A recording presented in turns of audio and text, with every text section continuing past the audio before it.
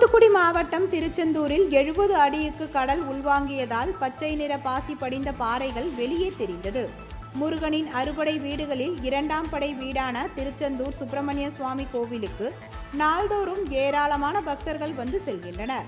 கோவிலுக்கு வருகை தரும் பக்தர்கள் கோவில் முன்புள்ள கடற்கரையில் புனித நீராடி சுவாமி தரிசனம் செய்து வருவதை வழக்கமாக கொண்டுள்ளனர்.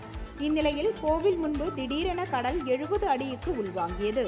இதனால் பச்சை நிற பாசி படிந்த பாறைகள் அதிக அளவில் வெளியே தெரிகின்றன.